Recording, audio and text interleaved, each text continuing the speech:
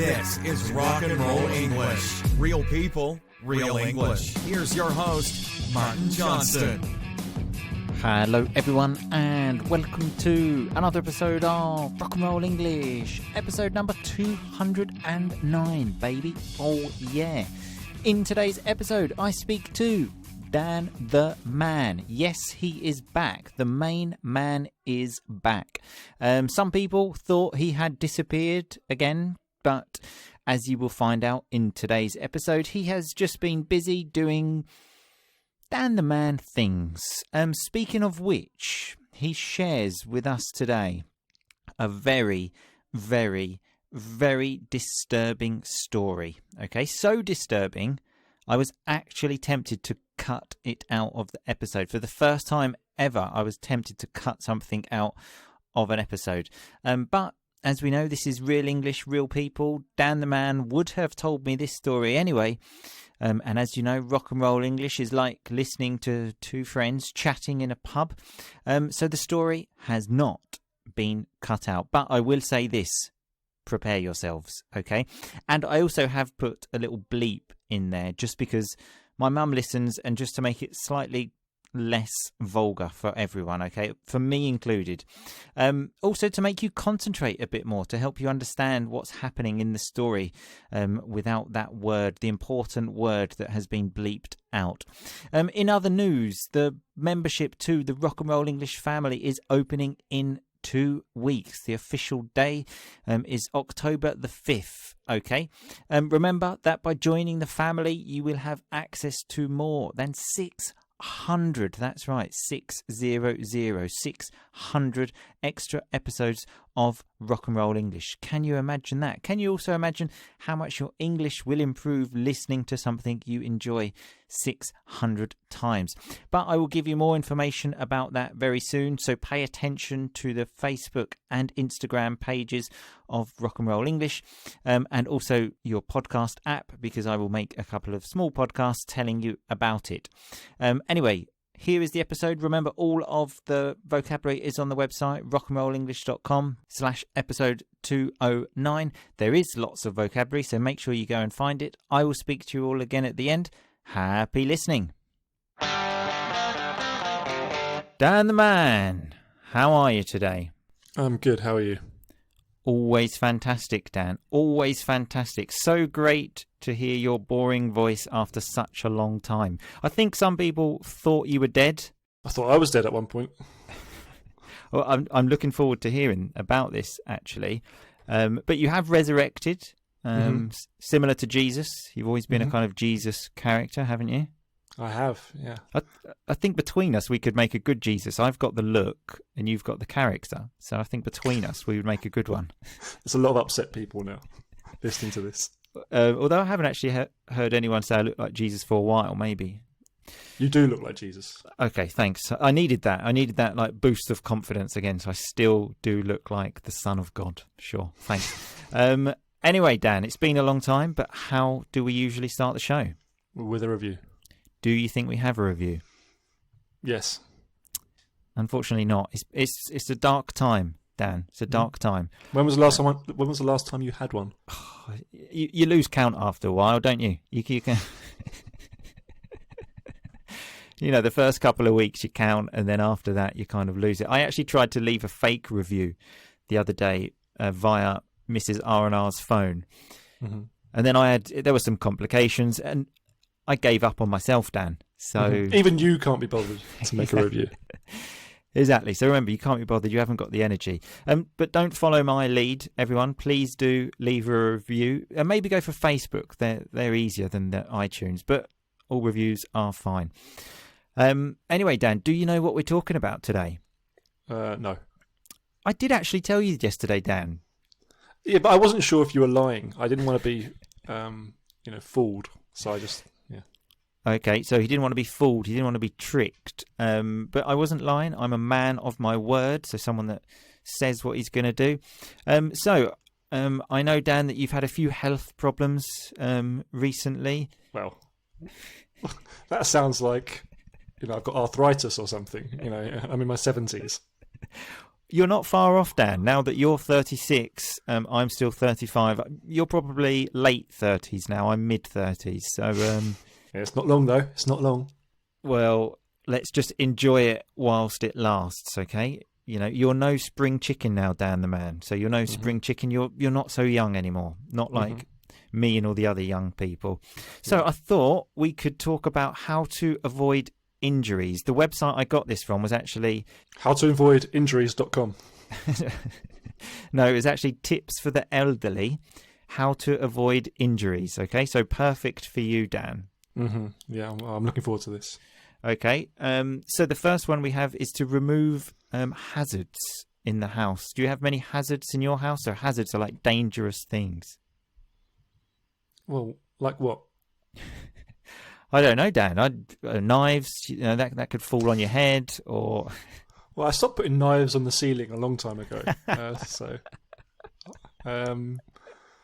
No, I eat all my dinners and breakfast with spoons now, to stop myself hurting myself.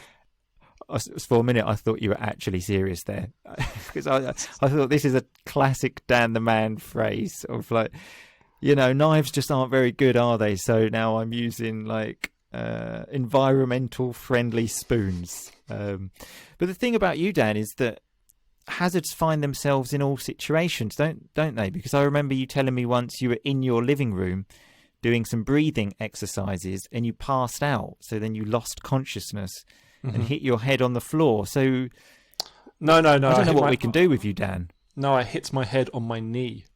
Oh, sorry. That's totally normal. And then I didn't realise what happened, so I carried on breathing because obviously I didn't realise I'd fainted. And then my mouth was bleeding. I was like, "What's going on?" I fainted numerous times. I fainted whilst going to the toilet, and I actually threw up at one point because I coughed, and then I threw. It's literally like a baby that you can't leave alone. But Mrs. Dan the Man, when she goes out, she must think, "Oh God, I'm going to find him on the floor in the toilet again." Well, she did say that at one point. She said, "Please don't do that breathing when I'm not here." I can't even breathe on my own. But give it a go. Honestly, it's fantastic. Well, I mean, you haven't sold it to me. So if you say that you haven't sold it to me, you've not made it sound so convincing with your mouth bleeding and then on the floor in the toilet. Yeah, I've obviously taken it too far. But, if you do it in a sensible way, it's very good. Okay. Well, about this removing hazards, this is the difficulty, because we can take away the knives, but it's difficult to take away breathing. Yeah. Well, no, it's not just breathing. It's like an intense form of breathing. Okay, that's good. Real intense breathing.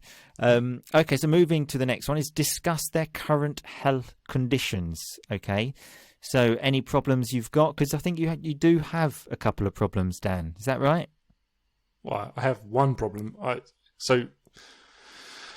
Yeah, I was cycling, a few weeks back. Here we go, everyone. Put your seatbelts on. Get ready. Here we go. How much of this story have I told you? I don't even know. So basically, I was cycling back the other day from a lake, and I was following Mrs. Dan the Man on this cycle path, and obviously on the cycle path was a massive bin. So Mrs. Dan the Man went round the bin. That's a good idea, isn't it? You see the bin, don't go into the bin, go round the bin. Exactly. So I followed her, and we were going relatively fast. I'd say quite fast. But then as she went round, there was a pole in the middle of the cycle path. She went to the right of it. I didn't see it, and I hit this thing perfectly. Just ploughed into it. There's a nice term. When you plough into it, you're just going fast and just boom. Honestly, I could not have hit it better. If I'd hit it a little bit to the left or right, the bike would have sort of fallen to either side. But basically, the bike just stopped. Congratulations, Dan. You seemed quite proud of that. I couldn't have hit it better. Congratulations for hitting the pole so hard. Oh, no, it was just perfect. It was in the dead centre. Dead centre. And I went flying over the handlebars. And then, obviously, I got up into like a squat position because I was a bit shocked, and I was just sat there for a second. The normal position to get into after having a crash on your bike. A guy on a bike behind me stopped and said, "You're right, you're right." I went, "Yeah, I'm fine." Mrs. Dan the Man stopped, came back. I was immediately embarrassed because I thought maybe someone's filming this. Maybe, it could be on YouTube. So, no, Why maybe would someone be filming it? Do you think that someone just goes around following you and just filming you 24 hours a day? No, but what if someone's doing like a selfie on their balcony or something? So I got up and I went to the bike. I couldn't wheel the bike because it was broken, so I had to pick up the bike. My arm was really, really sore, and basically, Mrs. Dan went, "What are you doing? Sit down, sit down." And I said, "Hang on, follow me," because I didn't want to be filmed. So we basically just walked around the corner, and then I collapsed on the floor. There's so much there. Like, I didn't want to be filmed. Like the paparazzi were there, like watching you. Well, I didn't want to be on. I don't want to be on one of those videos on YouTube or Instagram. Idiot hits pole. Just mention it on a podcast then.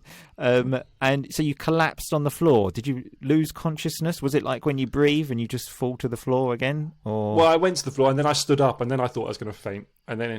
But it was okay. After about 5 minutes, it was fine. But basically, I didn't go to the doctor. Wow, you're so hard, aren't you? So if they say you're so hard, you're so strong and tough. Well, didn't go to the doctor. I'm fine. Fuck it. No. But basically, my arm was really sore, and I thought if this is still really bad tomorrow, then I'll go. And it was slightly better, and I thought, well, I'll give it one more day, and then it improved again. And it improved quite quickly. But basically, I'm fairly sure I dislocated it. But it's still sore now. So some nice vocabulary, sore, so it's like painful. I mean, if you dislocate your elbow, I think you told me, yeah, I'm pretty sure you will know about that, and someone has to put it back in place. No, I think it was a partial dislocation and fractured a part of the bone called the radial head. Listen, I've done a lot of research. I'm effectively an elbow doctor now. Okay, sure. So if anyone has a problem with their elbow, just give Dan the man a call. He knows his stuff. Yeah, exactly. So yeah, I did that, which was painful. Jesus, I mean, I just feel sorry for Mrs. Dan the man. Like, she leaves you at home, she finds you on the floor in the bathroom. She goes out for a nice quiet bike ride, and then you dislocate your elbow. She just wants a quiet life. Exactly. That's why I feel sorry for her. She just wants to have a nice quiet life, but she's always having to say to you, how many fingers am I holding up? Exactly. So another one on the list here is let the health services know that this elderly person is a risk. So I think Mrs. Dan the man should do that. Go to the French authorities and just so they know, just to come and knock on the door every few minutes, just to make sure you're okay. Just to check the milk's not piling up outside their door. Exactly. Another one here is to ask about their last eye checkup. So the last appointment with the opticians, which is the doctor that looks at your eyes. When was your last checkup, Dan? A few years ago. But when I got it done, they actually told me I had better than perfect vision. I mean, does that exist? By the definition of the word perfect, better than perfect, I don't think actually exists. 20/20 vision is like an estimate of what you consider some sort of better, perfect vision. And my eyesight was better than that. So, that's a quote. That's a quote from a real doctor. A real doctor, not someone that just looked up on Google something about elbows. Exactly. When you look up, it's like when you do a bit of research. This term that you use there, 20/20 vision, I've never actually understood what that means. I've been told I've got this as well, Dan. Okay, so don't think you're great. You've already said, I didn't go to the doctor, I'm so strong. I've got better than perfect vision. Such a specimen, aren't you? So like a perfect body. Listen, I'm just quoting what the professionals are saying. But I've got 20/20 as well, Dan. Okay, I went, admittedly, more than 10 years ago for the last time to the opticians, but I can still see, baby. I can still see all of the grey hairs you've got there, Dan. So yeah, I've got a lot of them now. A lot of them. Well, count yourself lucky you've got hairs. Okay, I haven't got many grey ones, but the ones I have got are falling out. I was at the beach the other day with substitute Sabrina, actually. She was in Palermo. It was very windy. The hair was blowing everywhere, and then she just said to me... It just blew off in the wind. And she said to me, are you going bald? Thanks. Yeah, exactly. It was a blow, I must admit. So like a blow, like a punch in the stomach. And I said, well, no, it's just windy. It's just windy. I'm fine. Don't worry. So count yourself lucky, Dan. It's a funny one, isn't it? No one would ever say, you're fat. Yeah, but it's all right for the hair, isn't it? I think. Yeah. I don't know why. So the next one I have here is see if they are making good decisions. So you take your elderly friend and you see if they are making good decisions because, they start losing their marbles. So when you start losing your marbles, you start going a bit crazy. Mm-hmm. So have you been making good decisions recently, Dan? The best decisions, yeah. Better than perfect decisions. Better than perfect decisions, yeah. I mean, I don't really know how to answer that one. Have you been making better decisions? I have been, and in fact now I'm going to make another good decision because Dan the man told me before the podcast he has a great story, okay? And as basically with all of my friends now, we never actually tell each other stories because we wait for the podcast. So now I'm going to ask you to tell us this story, Dan. Okay, well, look, maybe it's not great. Maybe it's just different, okay? I thought it was going to be better than great. Well, yeah, exactly. All right, so hang on. I have to give you some sort of... I have to set the scene for this, just so I can... Here we go. So lovely vocabulary as well. Set the scene, just to prepare us. So everyone get ready, take a seat, get a cup of tea, and let's enjoy it. Let's go. So this was sort of, I think it was mid-August or late August, maybe 2 weeks after I'd hurt my arm, and Mrs. Dan, the man, and I were going to the cinema in the centre of Toulouse. So we decided to get one of the Toulouse bikes, sort of the city bikes you can get. And we got on bike sharing, yeah. I'm just sort of sniggering here. So sniggering, sort of laughing a little bit, just because this could just go anywhere. I went to the cinema and then I jumped in the screen and then the screen broke and everyone decided to kill me. You just don't know with Dan the man. Yeah. This story takes some interesting turns. Anyway, so got on the bike and was cycling into the town, and then I had a flat tyre. I was like, oh, for fuck's sake. So a flat tyre is when the wheel has got no air in, let's say. Exactly. So I said to Mrs. Dan the man, listen, I've got a flat tyre. Let's change it at the next bike station. She goes, okay. So I'm going along, boom, boom, boom, boom, boom, boom. Eventually got to the... this bike station. When you came and visited me, it's basically right next to a big park. It's right outside the front, I was not paying... I mean, that was 3 years ago, Dan. Do you think I was paying a lot of attention to bike stations? You know the park, don't you? Okay. I know no one else would know the park, but just for Martin's reaction, you need to know where this was, okay? And so the bike station's there, and we come down, and obviously there's a lot of... It's a weird sort of community in Toulouse of a lot of homeless people, but it's not like a desolate homeless community. Are you part of that community, Dan? No, not yet, and certainly not now. But basically, there are people drink on the street. They've got dogs with them and all this sort of stuff. But occasionally, you get people who are just a little bit out of control. So I came down to the bike machine, and I could see these two guys, and they're relatively close together, sort of about 15 feet outside the front of the park, and they were talking quite loudly, and immediately I'm thinking, oh God, I hope they don't talk to me or ask me for money. All right, so I'm on the bike machine looking, and they're to my right at this point, maybe 10 feet to my side, and they're talking quite loudly. I think they're going to come over and talk to me. I just I'll get this bike, get out of here. And then I heard one of them go, he goes, c'est bon, which means it's good. That's good. This is good. And I thought, Jesus Christ, they're doing hard drug. I just thought they're either snorting cocaine or shooting up heroin. Okay, a nice term there for shooting up. That's what you do if you like heroin. Then, then you, for anyone listening, shoot up. Yeah. So anyway, I'm thinking, Jesus Christ, fucking animals. And as I'm hitting the bike thing, get the bike, turn to my left, get the bike, and I look up, and Mrs. Dan the man's there on her bike, and she sort of looks a little bit shocked. And she goes, Dan, look. And I turn round, and one of them was sucking. It was just 3 o'clock in the afternoon. I mean, that is not where I expected the story to go. I mean, people listen to this in the daytime, Dan. That's something. Can you imagine what it was like seeing it? I was so shocked. Okay, I turned around. I looked for about 2 seconds, and I just could not process what was happening. I turned around to Mrs. Dan the man and went, is he? I mean, it was so obvious. It was so. I can't believe that we're talking about this. My mum listens to this podcast, Dan.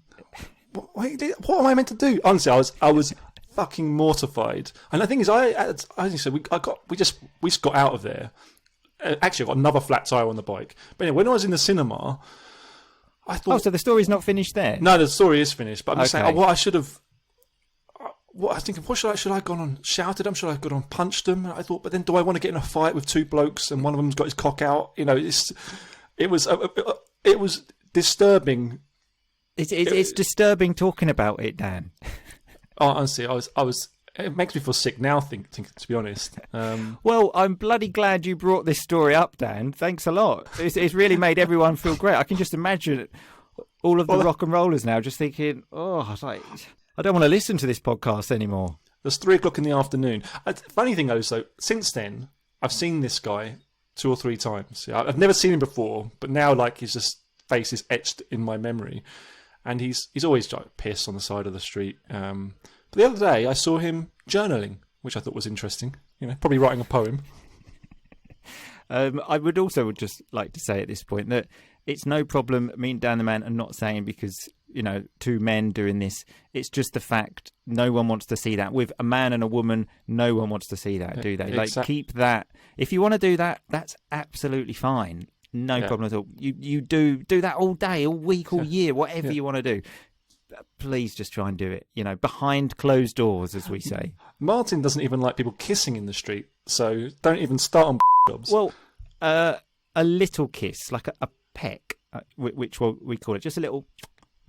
That's fine. But no chance. Also, but any tongues. I don't like to see tongues in public, especially now with the virus. Like, you know, you can't be playing tonsil tennis with anyone. So tonsil tennis is a nice, stupid way to say kissing, let's say. Well, obviously, we've told this story to quite a few people since then. And I was in the pub the other day, and I heard Mrs. Dan the Man saying something, and I had to sort of interrupt halfway through. And basically, because it was right next to a toilet in the street, she said she saw a Deliveroo box and suggested maybe it was a Deliveroo driver. I said, there's no way that was a fucking Deliveroo driver stopping to give someone a job, right? So the only conclusion I can have is the Deliveroo guy. What, Dan? Right? What is a Deliveroo guy? You know, like Uber Eats, someone who delivers food. You know. Okay, right. So the only conclusion I can come from that is he stopped to go to the toilet, gone to the toilet, and now he's going to open the door at some point to 2 blokes each other's. Right.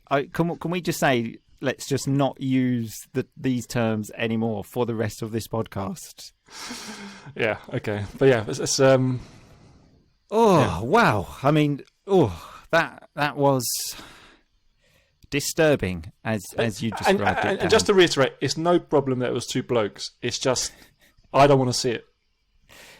Yes, especially at 3:30 in the afternoon. Maybe 2:00 in the morning. So a nice term there to reiterate, to say again. I mean, where can you go from there? Actually, the one thing that we have got left here is actually quite relevant, actually. On this website, it did actually say, check if the elderly person is pasty. So when you're pasty, you're a bit white, let's say, which I think I might be pasty now from listening to that story. And I think all of the listeners might be a bit white. I hope everyone's fine. I hope no one falls on the floor like Dan. Mm-hmm.